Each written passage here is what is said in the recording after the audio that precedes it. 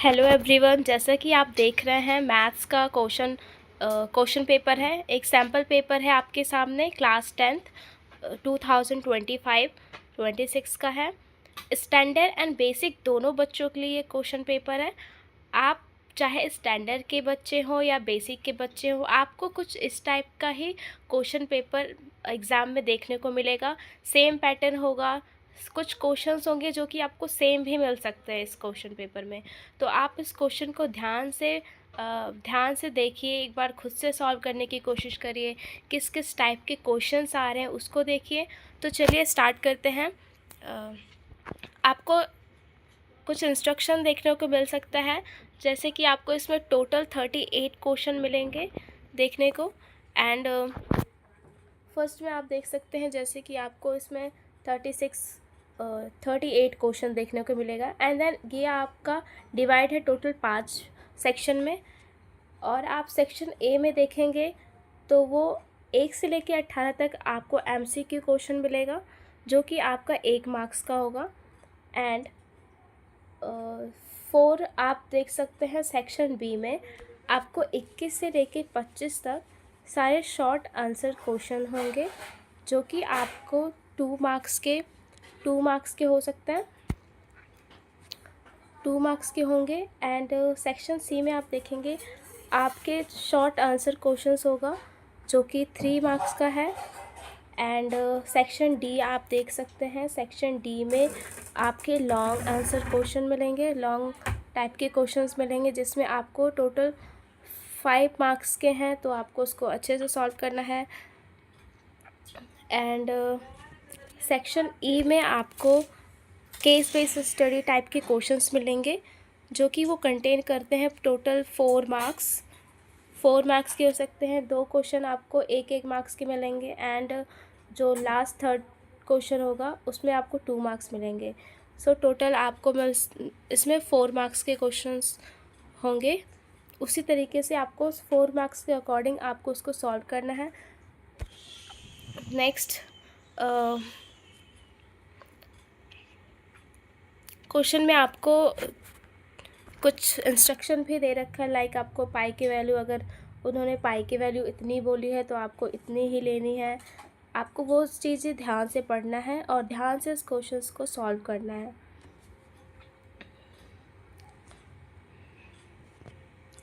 तो चलिए देखते हैं हम सेक्शन ए में, जैसा कि मैंने बताया सारे MCQ टाइप के क्वेश्चंस होंगे।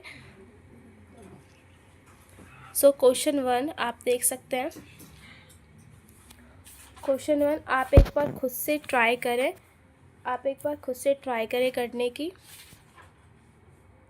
क्वेश्चन नंबर 1 आप खुद से ट्राई करिए। आपको ये नंबर दे रखा है A एंड ये B एंड ये C। आपको इसका LCM निकालना है। ABC का LCM अगर आपको गिवन है 3780 3780 and then X is equal to, and X की वैल्यू पूछिए, X की वैल्यू क्या होगा। ये जो हमारे पास X है, पावर में X है, आपको इसकी वैल्यू बतानी है। सो आप इसको सॉल्व कर सकते हैं। एक बार आप खुद से सॉल्व करने की कोशिश करिए, इसी तरीके से क्वेश्चन आपको एग्ज़ाम में आएगा।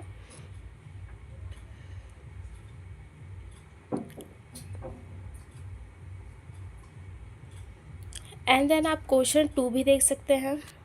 शॉर्ट डिस्टेंस, इसमें आपको शॉर्ट डिस्टेंस पूछा है उसने। अगर आपने NCERT बुक कंप्लीट कर रखी है, NCERT पढ़ रखा है, उसके अकॉर्डिंग ये क्वेश्चंस बहुत इजी हैं, आप इसको सॉल्व कर सकते हैं। डिस्टेंस फार्मूला लगाइए एंड इस क्वेश्चन को आप सॉल्व कर सकते हैं ईज़िली। इसमें डिस्टेंस फार्मूला लगा के, इसमें आप क्वेश्चन 3 में आप डिस्टेंस फार्मूला लगा के आप उसको सॉल्व कर सकते हैं। एंड क्वेश्चन 3 भी देख सकते हैं आप, इस तरीके से क्वेश्चन पूछा जाएगा।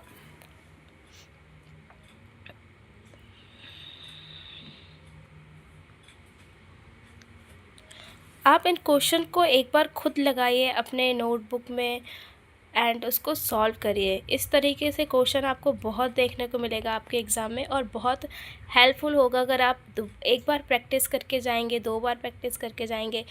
आपको बस लैंग्वेज चेंज कर देंगे या क्वेश्चन थोड़ी बहुत मॉडिफिकेशन करके दे देंगे, बट हमें फॉर्मूला वही अप्लाई करना होता है हर क्वेश्चन में। आप ये देख सकते हैं, इस थोड़े बहुत आपको इसको स्टडी करना है, क्वेश्चन नंबर 7, एंड देन उसको सॉल्व करना है।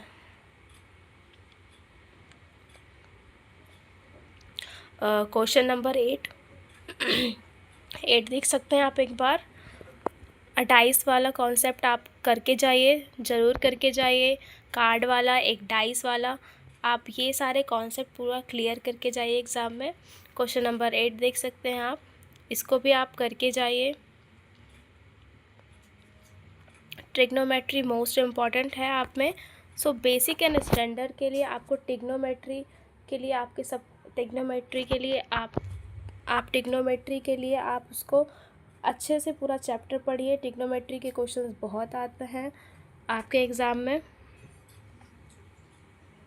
और एक आप एलसीएम एचसीएफ को बिल्कुल अच्छे से रट के जाइए, एलसीएम के हर एक कॉन्सेप्ट को देख के जाइए।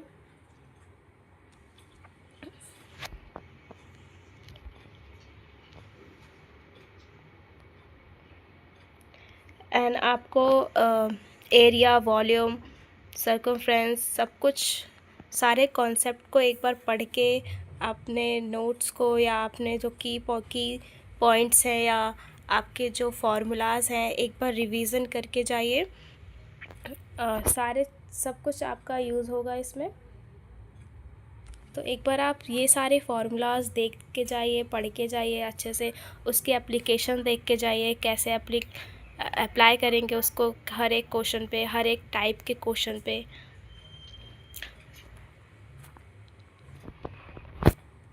ज़ीरोस फाइंड करना आपको आता है, आप ज़ीरो फाइंड कर सकते हैं। आपका स्टैंडर्ड फॉर्म पता होना चाहिए उसका।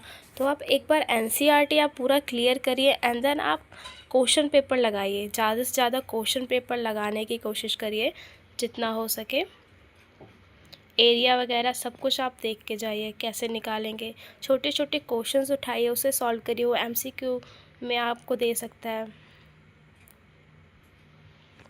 एंड मोस्ट इम्पॉर्टेंट क्वेश्चन, ये इस टाइप के क्वेश्चन आपको मिल सकते हैं देखने को। लॉन्ग टाइप के क्वेश्चन में भी आपको मिल सकते हैं और शॉर्ट में भी है, तो आप उसको करके जाइए। और ये एक्सेलरेशन एंड रीज़न वाले क्वेश्चंस तो आपको मिलते ही हैं। सो आप इसको ध्यान से पढ़ें, ध्यान से देखें। हर एक क्वेश्चन का आंसर आपके क्वेश्चन पेपर में ही मिलेगा आपको, अच्छे से अगर आप उस क्वेश्चन को पढ़ते हैं तो।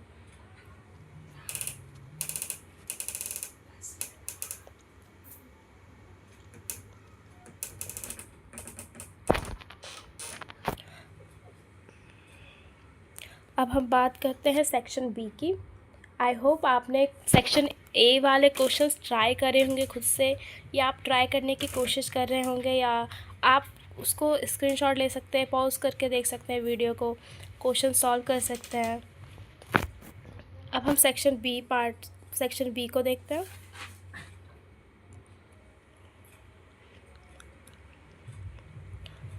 सेक्शन बी में आपको एपी के क्वेश्चन देखने को मिल सकते हैं। एपी के क्वेश्चन थोड़े बड़े हो जाते हैं, इसलिए आपको ये 2 मार्क्स में दे देते हैं एपी के क्वेश्चंस।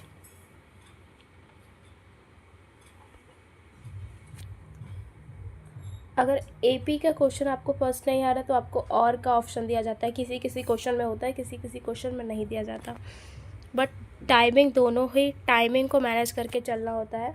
अगर आपको एपी के क्वेश्चन निकालने में टाइम लग रहा है और आप इस क्वेश्चन को अच्छे से कर पा रहे हैं, दोनों एपी के ही क्वेश्चन हैं, बट आपको कौन सा कॉन्सेप्ट सबसे इजी लग रहा है और किस कॉन्सेप्ट से सबसे आसानी से आंसर आ जा रहा है, वो कॉन्सेप्ट लगाइए।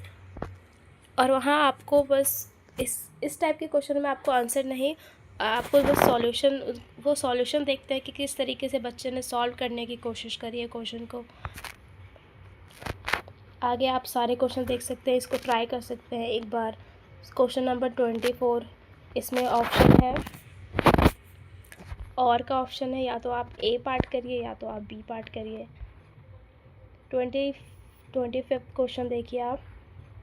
इस टाइप के क्वेश्चन एनसीईआरटी बुक से है। एनसीईआरटी बुक में एग्जैक्ट क्वेश्चन आपका मिल सकता है, आप उसको सॉल्व करिए पहले, उसके बाद एक बार इसे भी देख लीजिए। अब हम सेक्शन सी की बात करते हैं।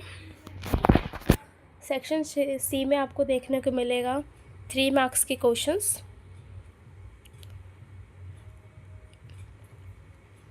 आप ये देख सकते हैं टेंजेंट वाले चैप्टर से लिया गया ये वाला। सेम फिगर आपको एनसीईआरटी बुक में भी मिलेगा। सेम क्वेश्चन एनसीईआरटी बुक से दिया गया है ये क्वेश्चंस, और ये सेम फिगर आपको एनसीईआरटी बुक में मिलेगा। अगर आपने वो सॉल्व कर रखा है तो इसमें कोई परेशानी नहीं होगी।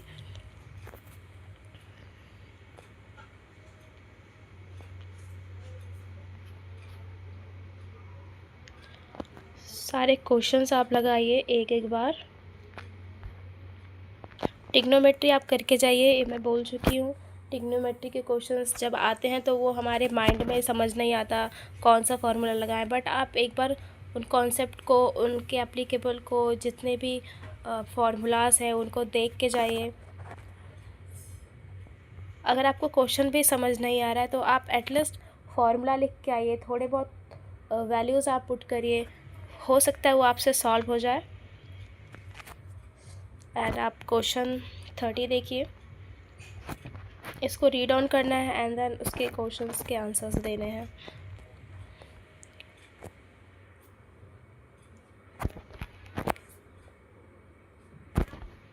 थर्टी वन में आपको और का ऑप्शन मिला है।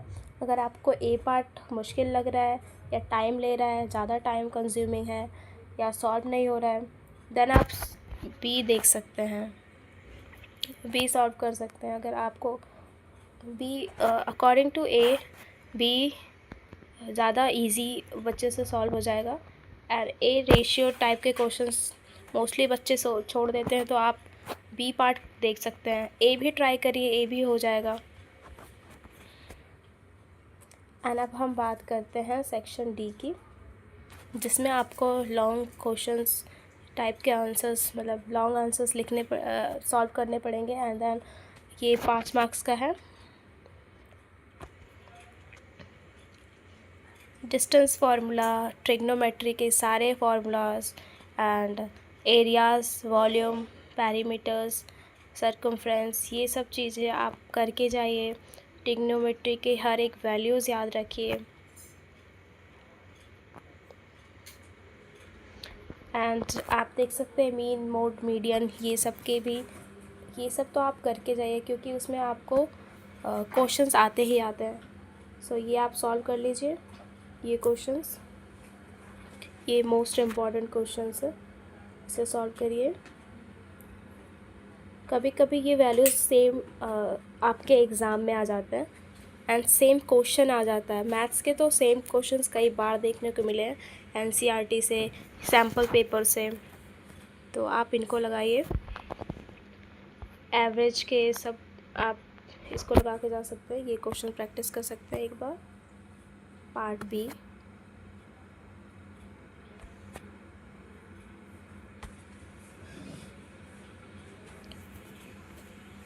अब हम देखते हैं सेक्शन ई की बात करते हैं।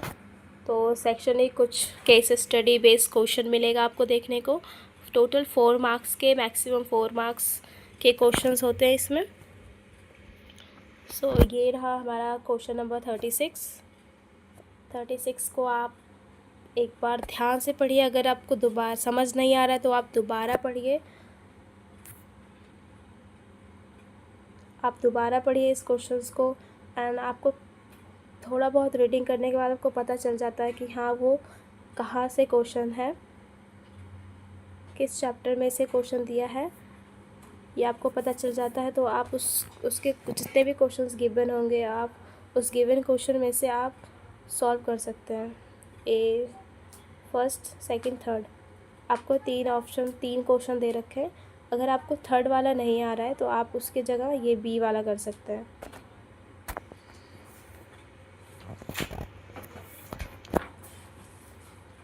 क्वेश्चन 37 देखिए। क्वेश्चन 37 में आपको सेम वही केस स्टडी, इसको आपको रीड करना है और ये डिस्टेंस फार्मूला डिस्टेंस वाले चैप्टर में से दिया गया है। लाइक क्वेश्चन नंबर 1 देख सकते हैं, find the distance between P and Q R। आपको P यहाँ है और आपका R यहाँ पे। सिंपल सा आपको डिस्टेंस फार्मूला लगा देना है। डिस्टेंस फार्मूला लाइक हमारा P का वैल्यू गिवन, लाइक P हमारे पास है, P की वैल्यू गिवन है हमारे पास 5, P की जो P का वैल्यू हमारे पास गिवन है 2.5 एंड जो R का वैल्यू है वो हमारे पास गिवन है 8 एंड 3। एंड अगर आपको डिस्टेंस फार्मूला आता है तो आप डिस्टेंस फार्मूला से, ये हमारा P है, ये हमारा R है, तो आप वैल्यू पुट करिए एंड देन डिस्टेंस फार्मूला से आप उसको सॉल्व कर सकते हैं। उसके लिए आपको 1 मार्क्स मिलेगा। एंड आप सेकंड पार्ट देख सकते हैं। सेकंड पार्ट में आपको Q इज़ मिड पॉइंट, आपको mid point of P and R का मिड पॉइंट है Q, तो आपको उसको बताना, जस्टिफाई करना है कि हाँ है तो क्यों है। तो एक इसमें भी आपका फॉर्मूला आता है, आप उसको अप्लाई कर सकते हैं। सेम थर्ड पार्ट देख सकते हैं। अगर आपको ये थर्ड पार्ट नहीं आता तो आप B ट्राई कर सकते हैं। और ये 2 मार्क्स का है, ये 1 मार्क्स का और ये 2 मार्क्स की। 1 मार्क्स में डायरेक्ट फार्मूला अप्लाई करना पड़ रहा है और इसमें आपको खुद थोड़ा बहुत सॉल्व करके फिर फार्मूला अप्लाई करना पड़ता है।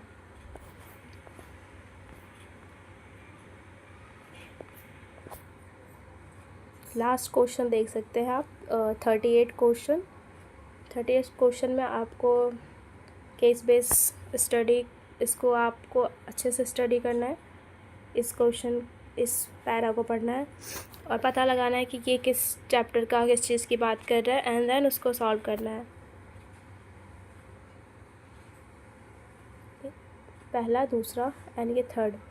अगर आपको थर्ड वाला नहीं समझ में आ रहा है सॉल्व करने, तो आप ये B पार्ट कर सकते हैं।